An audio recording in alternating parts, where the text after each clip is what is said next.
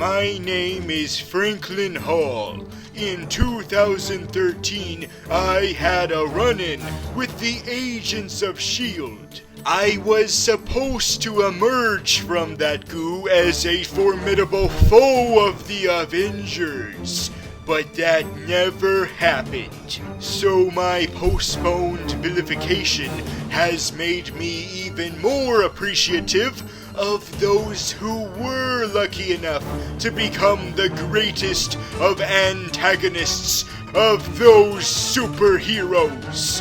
But with every epic battle, there is always the recovery process.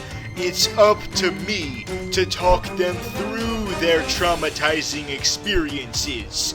Everyone talks about the fight, but no one talks about what happens next. This is post-defeat!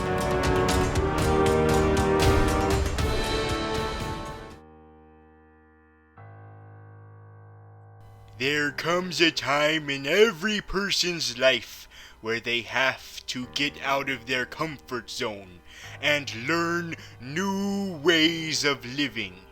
There are all kinds of different societies out there, different from our own. We take our normal lives for granted and don't realize how others are living theirs. I have been very used to the culture of Marvel characters because I am one, and I'm also used to the culture of DC characters due to my various interviews with them. But one culture I am very alien to is the Polar Runglers. See, I'm not even sure how to pronounce their name. As you all know, I focus on the super-de-duper villains, the gimmicks, the shticks, the costumes, the ways of life each character lives, each dedicated to a particular fight move. Sometimes is really fucking stupid, and other times is horrifying nightmare fuel. So during my studies of this curious subculture, I focused solely on the big bads, only the ones from the early 2000s, meaning the mutated rock star from the future, the magical monster who turned out only to be a normal human, but eventually transformed into a magical monster, and finally, Lord Mesogog, the only one I actually gave enough shit about to remember the name of. He was my main man.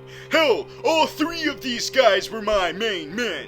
But when it came to the other citizens of this culture, they were pure enigmas to me. Some of them were slick and sleek with their suits. Others were big and bulky, and you had to wonder how the fuck they could walk around in those big floppy hunks of latex. But I always had to remind myself never to judge those who are different from me, because they may also think that I'm a weirdo freak of nature. I always was open to coming back to this culture.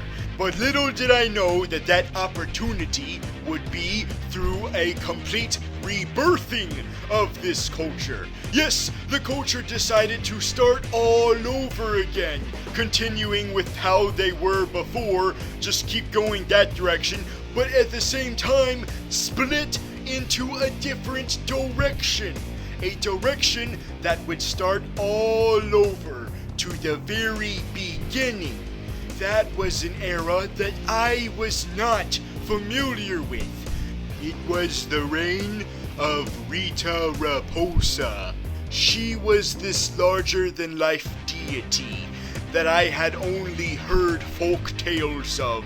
They say her scream could break glass all over the place, but only the dubbed version.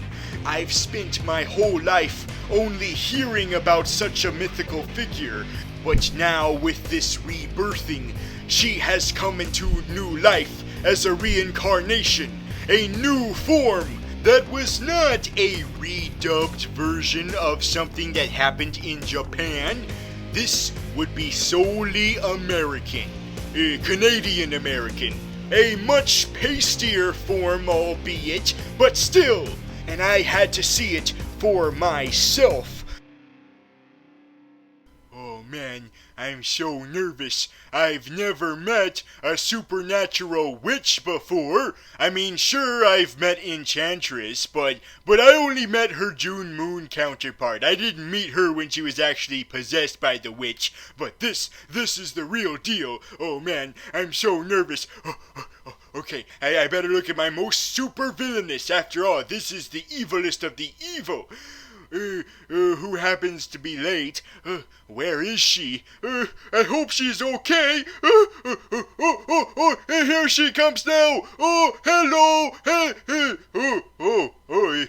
This isn't what I was expecting.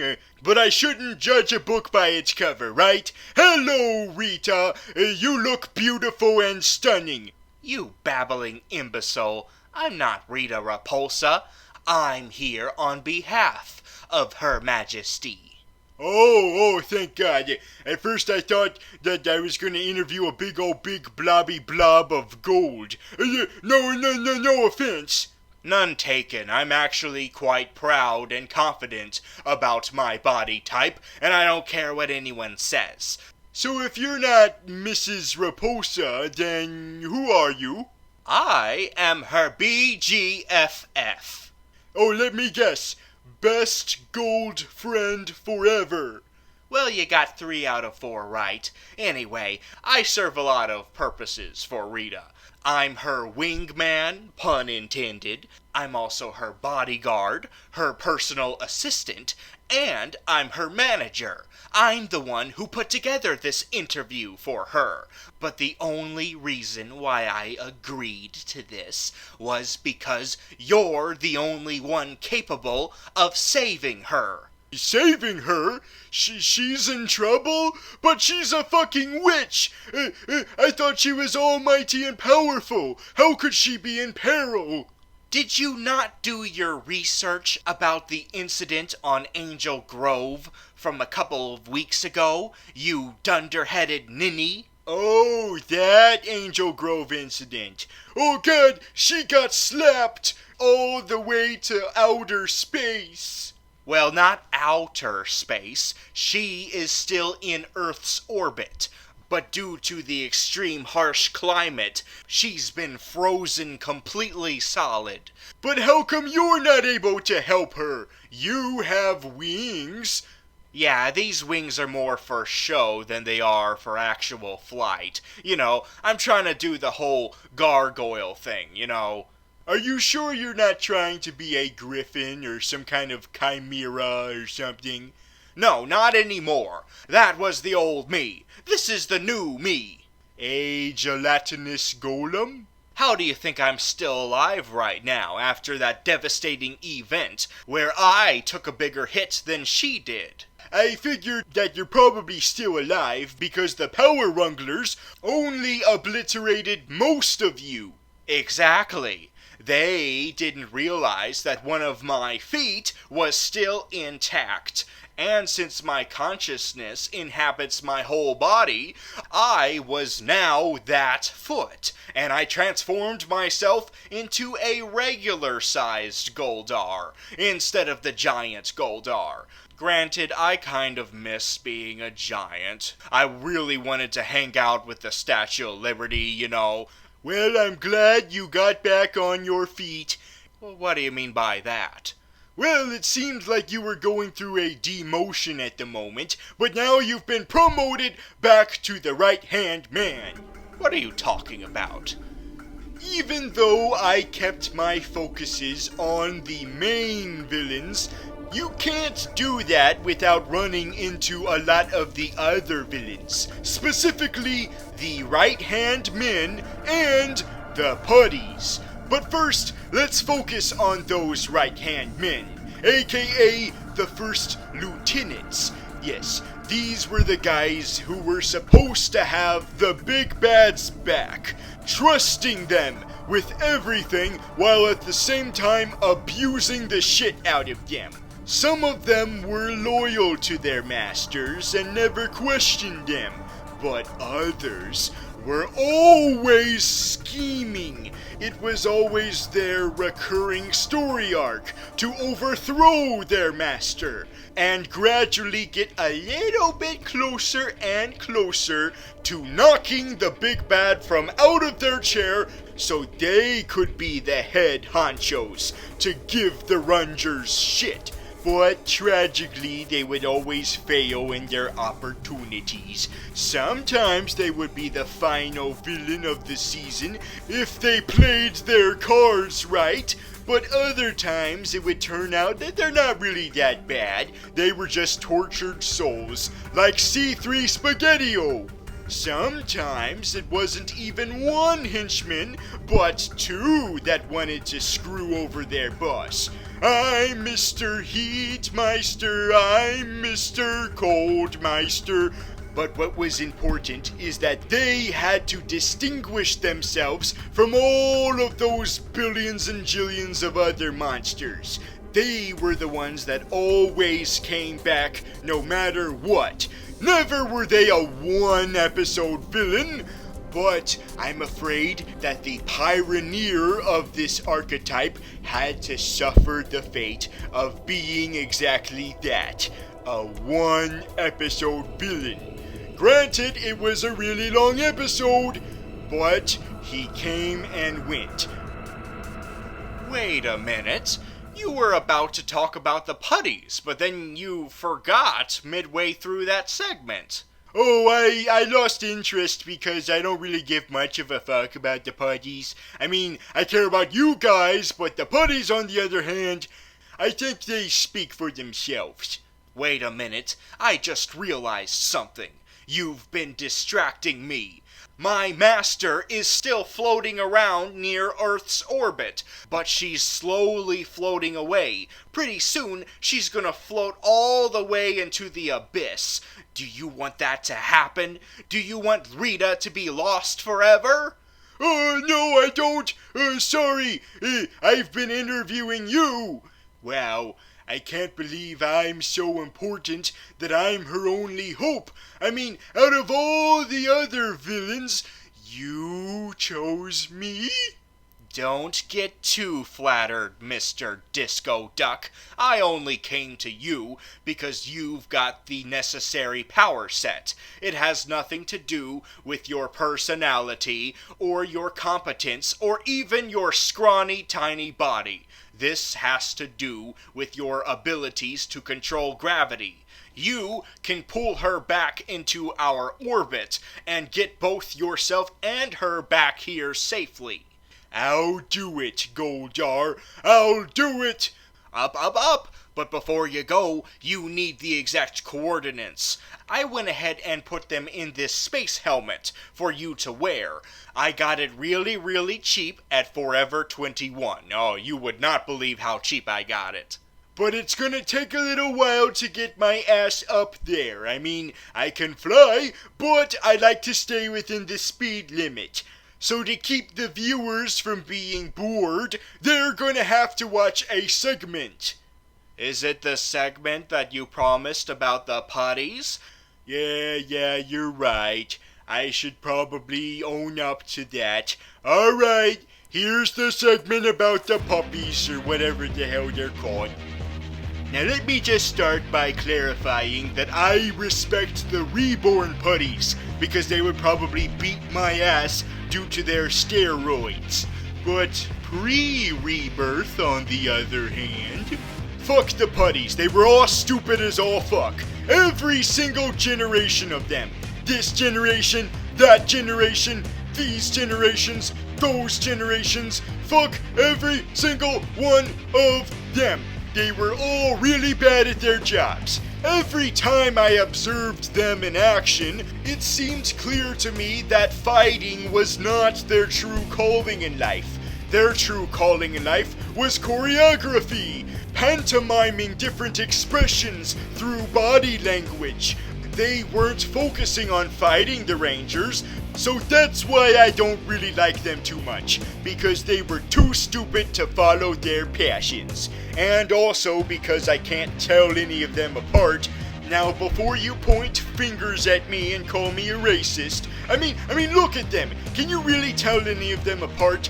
I think that one's the one who was pregnant in the 4th episode, and that's the one that had a raise in the 17th episode, and I think the one on the far left is the one who had to quit in the 2nd season because he got arrested for tax evasion, and that one on the center I think killed himself, and very sad. But you get what I'm saying. I have no idea which one is which. Well, this is the place. At least, that's what the coordinates say. I hope. Hello? Hello? You know, I never had a chance to really look at outer space before, but now that I'm looking at the stars and all that the cosmos has to offer, at least from my sight's view, I realize that it all puts it in perspective. Our life on Earth is so meaningless compared to the huge, giant universe that's out there. It makes you wonder if what we're doing right now in life is really what we should be doing. Should I really be spending my existence making YouTube videos? Or maybe there's supposed to be a bigger purpose for me? What if there's something more important I'm supposed to do with my short, tiny, insignificant life? It seems like most people don't have a complete life unless they found someone to spend the rest of their life with, a companion.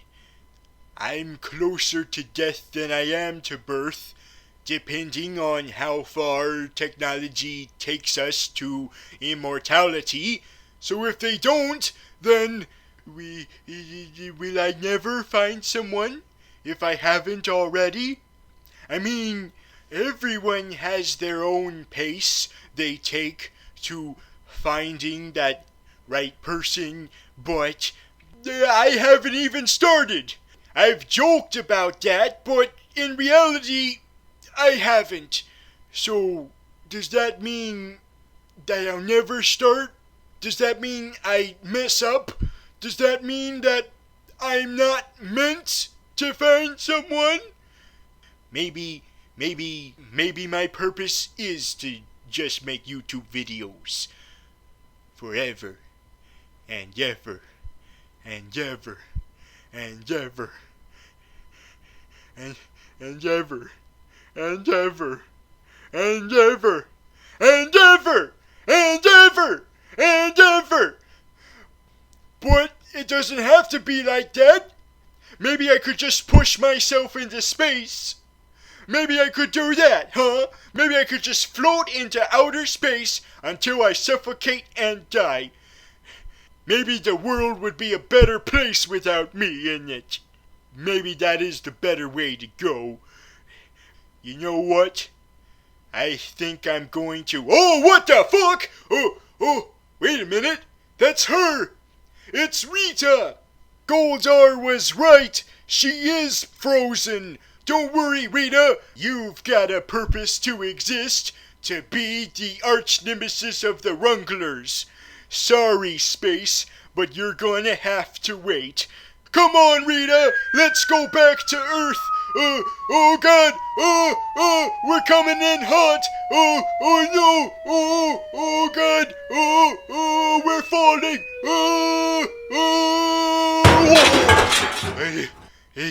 Rita, are you okay? I'm kinda a little bit beat up at the moment, but I think I'm A-okay for the most part. I probably should have stuck that landing a little bit better. Hopefully the ice casing has protected Rita. Oh no! Her ice casing melted off because of the burning re-entry into the atmosphere! Oh no! Stop your screaming. It's giving me a headache. Only I can scream! Oh, Rita, you're alive! Why wouldn't I be? I survived much worse, such as the extinction of the dinosaurs. Oh, not only are you still alive, but you have so much gravitas, and you are overacting as all hell. I mean, look at all that scenery you're chewing. Yes, it is very delicious scenery. Yum, yum, yum, yum. I could eat it all day. But isn't this what you're expecting from a arch nemesis of the Rangers? Well, I mean, yeah, the original generation of Ranger villains, but you've been rebirthed. And usually, when a property has been rebirthed, they get all dark, and they get all more subtle and monosyllabic. Well, from the sound of it, you've been burned one too many times from those other rebirths. But I assure you, this rebirth is well aware of what happened before it. I am embracing the kooky side of things, the campy side, such as my evil laughter and my Shakespearean over-enunciating. Yeah, I didn't expect all that. I just expected you to be just dark and scary and to yourself and just growling all the time and just saying stuff real quick in a raspy voice, that kind of thing. Well, I'm not like those other reimaginings. I know how to balance what made the original so popular in the first place with what is popular right now. Such as making sure that things are indeed serious and dark. But it's important to balance those two things, making sure that you don't have one over the other. You're right. There should be a compromise. Exactly. You don't want it to be exactly the same as what came before, but you can't make it completely different, because then what would have been the point in the first place of adapting? Although one of the less favorable changes we made for the sake of realism was making all of the monsters just a bunch of inanimate objects that I brought to life. Hopefully we won't just limit ourselves to that in the sequels. Maybe have some actual aliens that time around. But as for now... Well, I mean, you remember that group of teenagers? Ah, yes, those Rangers. They will pay for what they did to me. They best not do that unless they prepare for a bitch slapping of their own. But they didn't do that until right at the very, very end.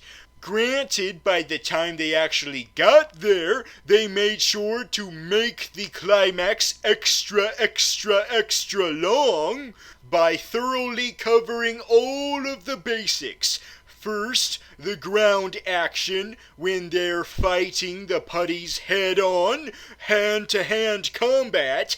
Then there's the Zord phase where they get into their giant dinosaur robots and fight the giant monster along with the bigger putties. Yes, the Zords, based on the dinosaurs. Yeah, but I couldn't help but notice that there were a couple of non-dinosaurs, like a mastodon and a saber-tooth. Those are both mammals. That's kind of really much later on the timeline than the dinosaurs. Okay, so maybe a couple of the Zords were late for the party, alright?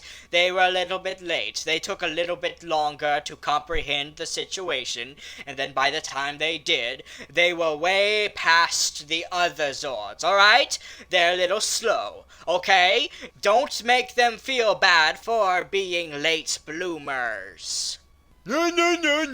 It's embracing the campy stupidness of before, but still putting a serious twist on things. And finally, there is the last part of the basic Ranger formula. And that is when all of the Zords get together and all rip off Voltron, forming Voltron. Megazord. And then they fight the big giant monster, and then defeat the monster, and then you are like, oh, fuck you, Rangers! I'm blasting off again! Just like Team Rocket. Oh, I hope you just realized the big lesson of the day after explaining all that. I think I have just realized something. That was supposed to be like a 30-minute episode, because the whole structure of this event was to be the lead up to one of those episodes. Yes, we are rebirthed from a generation that used to do all of their events in 30-minute chunks. So we decided to adapt that 30-minute chunk, but with the necessary build-up to it, the necessary character development that you wouldn't have gotten in that 30-minute chunk. You're right, to the point where we have to see what would happen to them emotionally when they lost one of their own. Sure, that Ranger comes back. You gotta contrive that somehow. But it was important to see them at their lowest possible point, so that the morphing sequence was to rise from that to their highest possible point. In order to get excited about these Rangers, we needed to know who exactly they were. And sure, after a little time, we did learn the previous Rangers from the other generations, but you had plenty of time to do that, in like 75,000 hours. But we don't have that kind of time here. The chunks here are a lot longer than the chunks there, but we have a lot less chunks. I think we only have like 6 chunks, and this is our first chunk, and we're not even sure if we're gonna get more 2-hour chunks. So we had to do the best we could to devote as much character to those Rangers as possible. This Ranger is ashamed of being a former cyberbully. This Ranger threw his whole football career away. This Ranger has a dying mother. This Ranger has asshole parents who don't accept her for who she is, which is probably a lesbian. And this Ranger is on the spectrum, but we're not gonna make any jokes about that because I don't want to be an asshole. But since he makes a couple jokes about himself about it, I assume it's cool. But still, I don't want to take the risk. Now you're getting it, Mr. Interviewer. All of these kids have their own problems, and they all think that they can just face their problems alone. What they don't realize is that they all have problems together. So why not bond over that? Why not connect over that? Sometimes you need a friend to help you get through the thick of it. And in this case, the thickness is shitty high school. Yes, although it could have been shittier if there was a certain bumbling duo there. Do.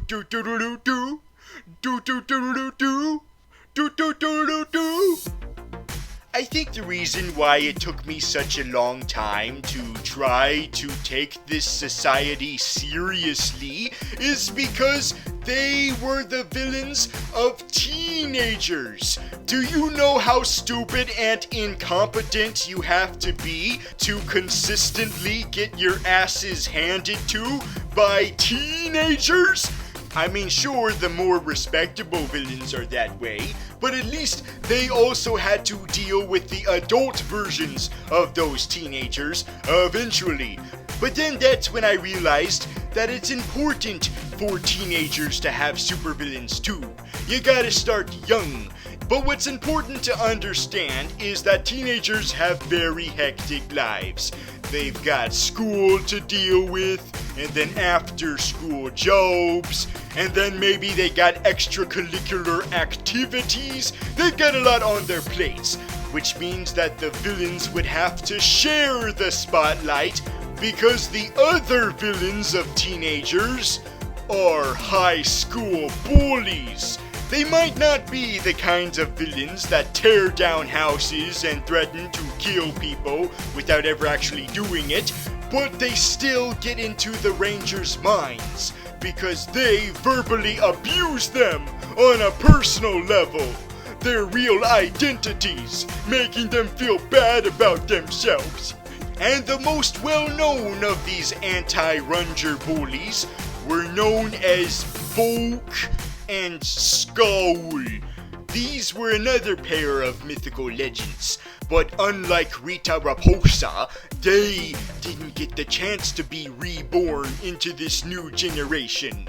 Maybe it's because slowly over time they lost their way, and no longer were they bullies. Instead, they were policemen, and then they were conspiracy theorists, and then they were assistants to a scientist, and invisible, and kids, and chimpanzees, and then came back to their original roles, but at this point they were more like men-child because they were still acting the way they were before.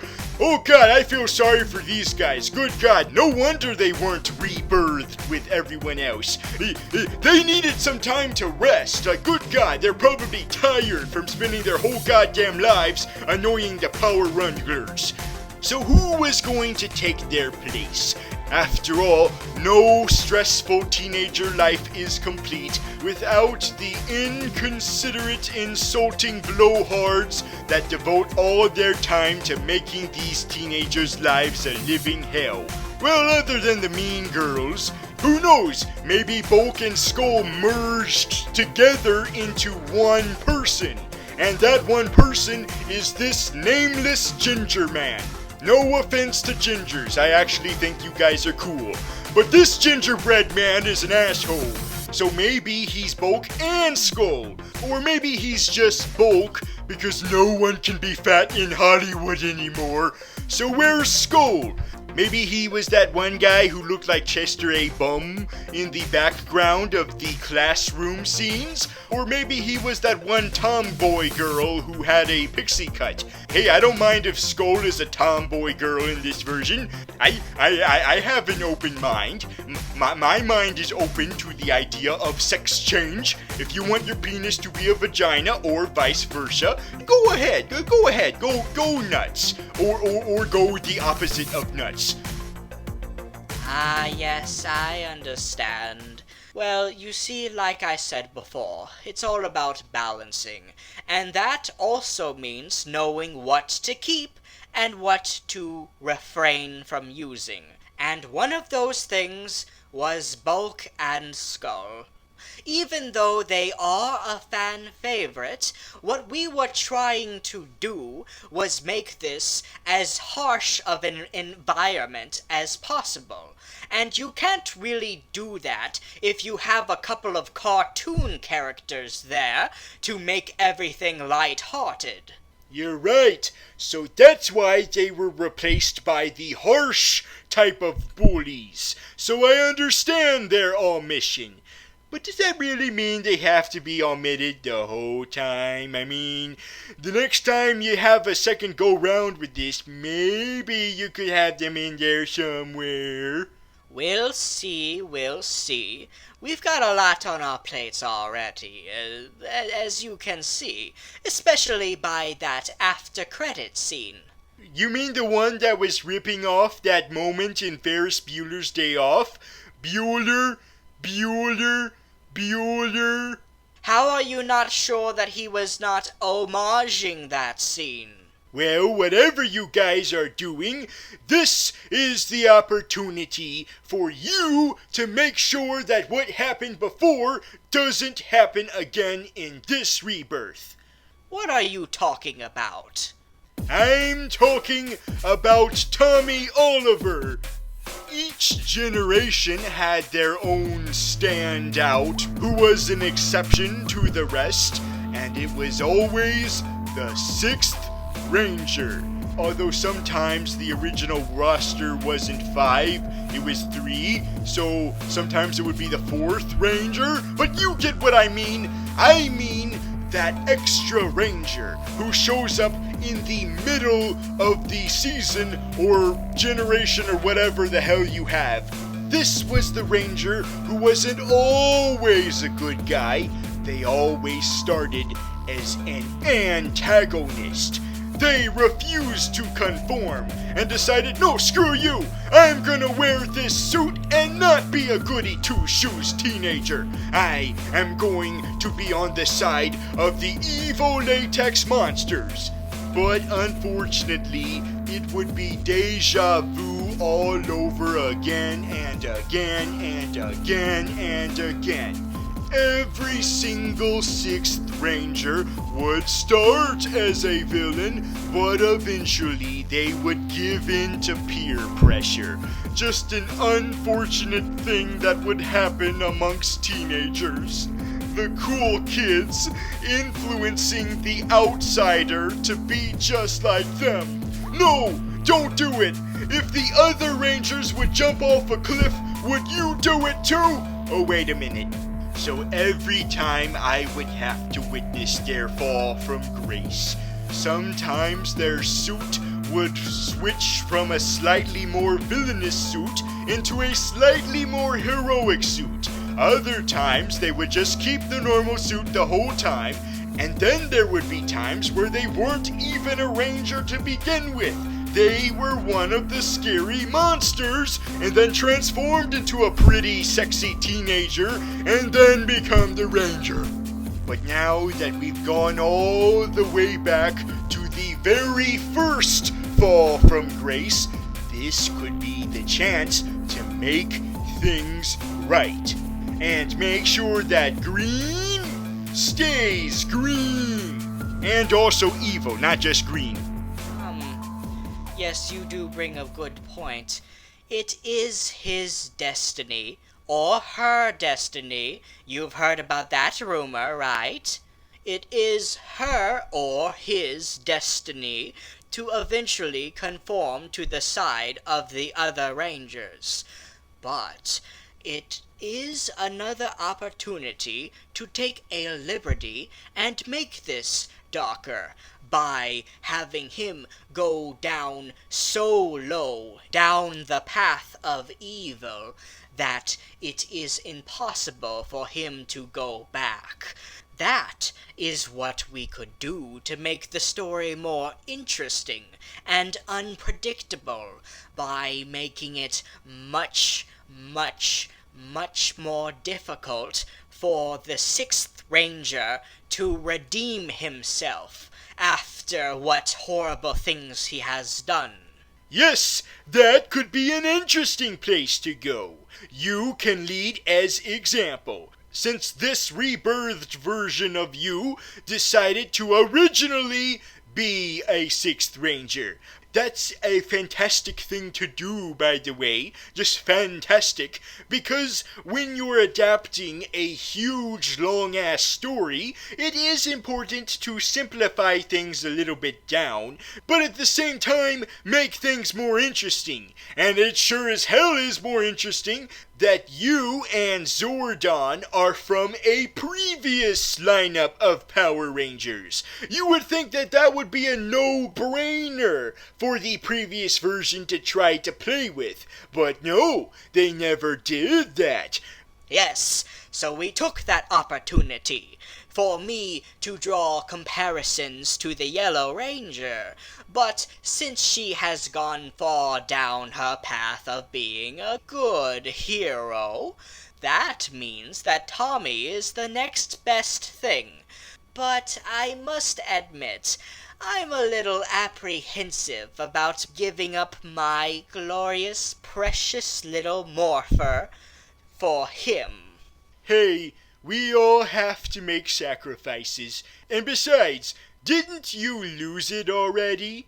Yes, but I can always find it. And when I do, it's going to be so difficult to give it up.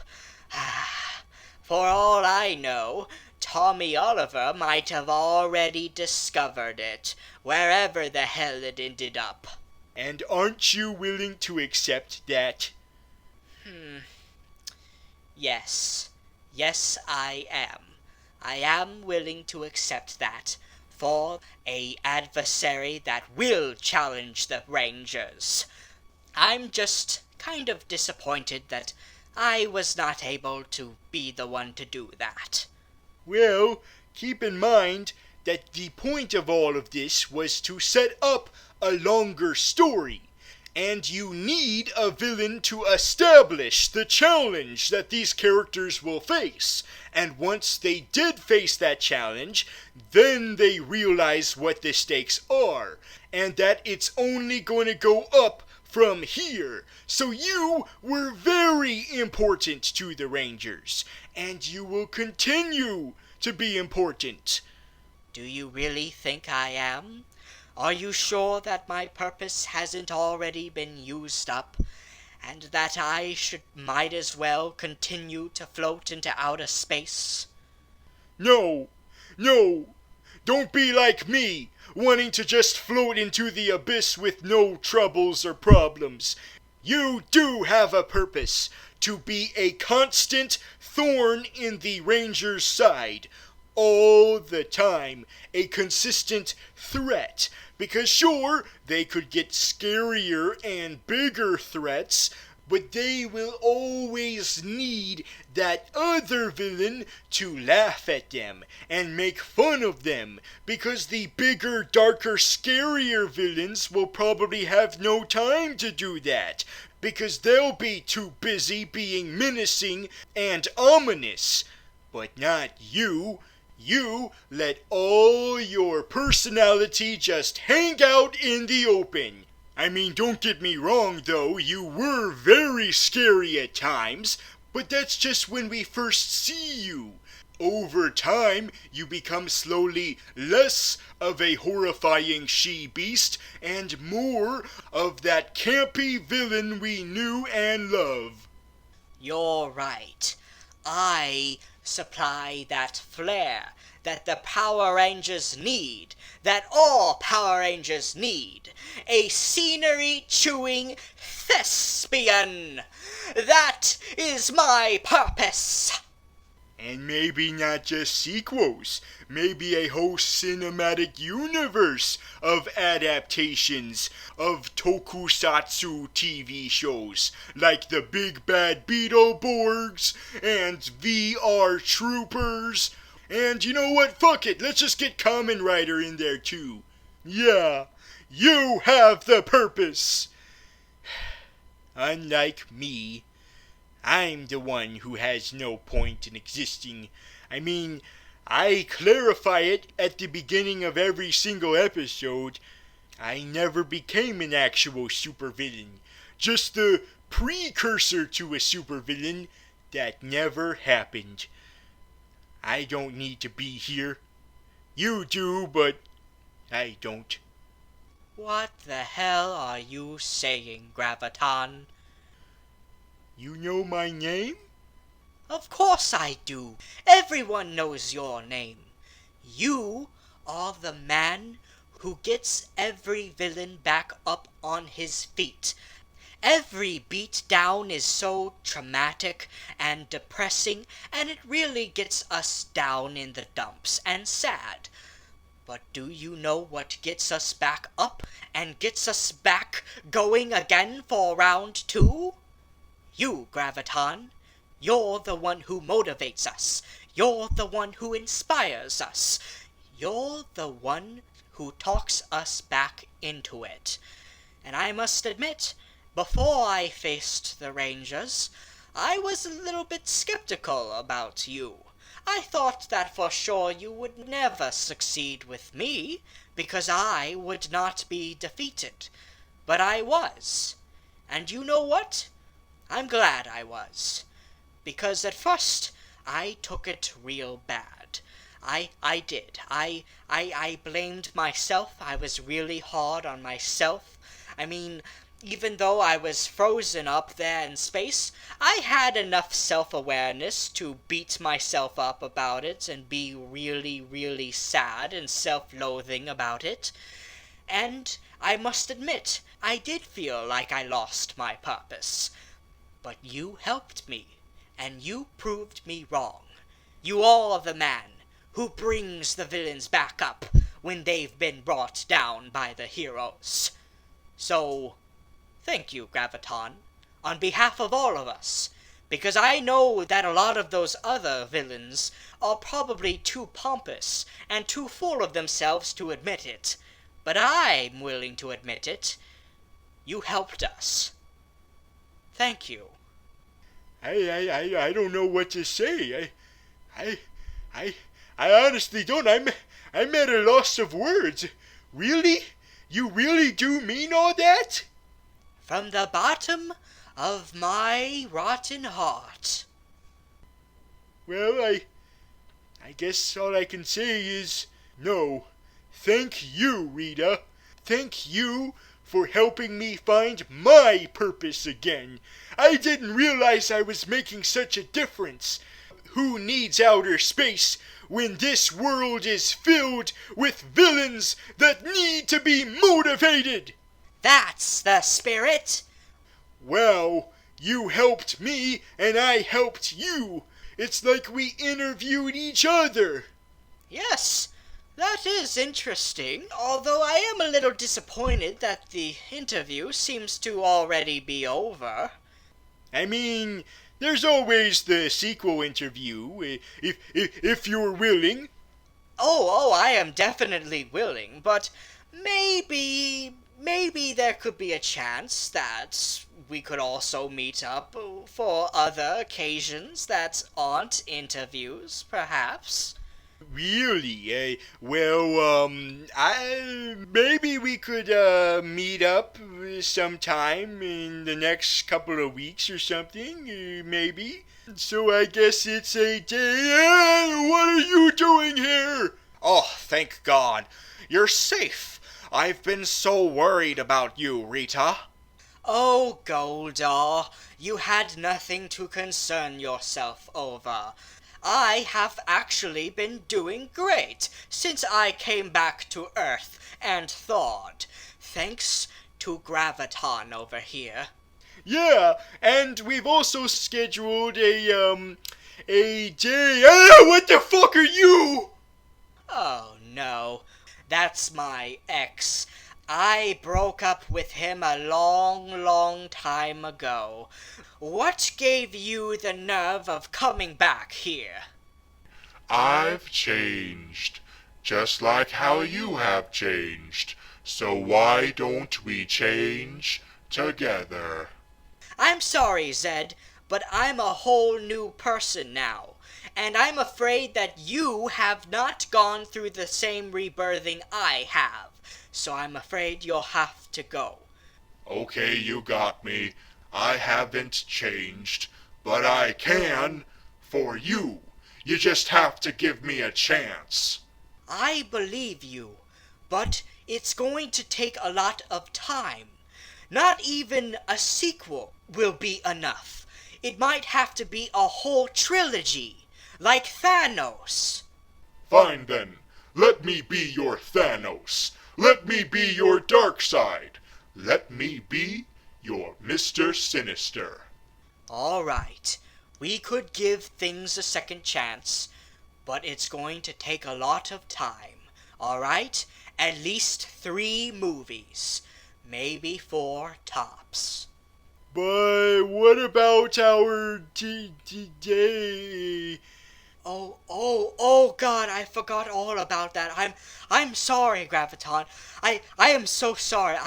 I thought we were going to get together as friends. You know, friendship. That's what I thought too. Yeah, I thought we were just gonna be friends. Yeah, totally. No, this is my fault. I gave the wrong messages. I'm sorry, Graviton, for doing that. No, it's my fault.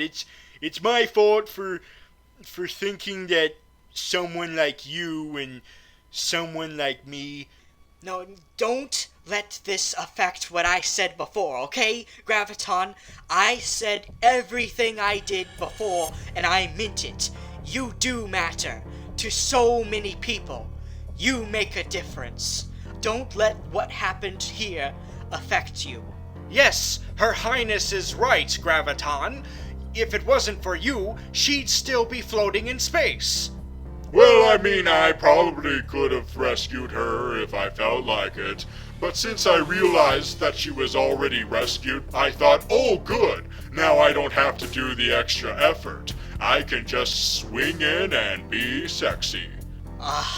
This is one of the things you're going to have to change if we're gonna make this work again. Yes, I totally got that. I'm gonna change. You guys are right. I do make a difference, and I shouldn't let this affect me.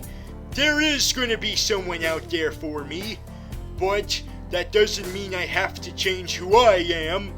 I got this far by doing what I do best, and I'm gonna keep doing that. Yes, you just have to keep your head up and keep going forward. And someday, I know someday, you will find the right person, Graviton. You will find Mrs. Hall. Unless she decides to keep her name.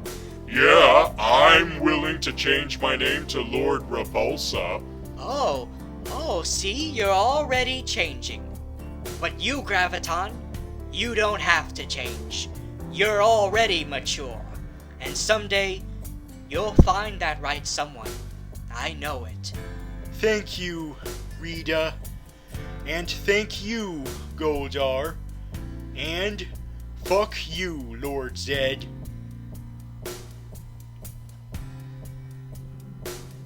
Hey there, Rumi.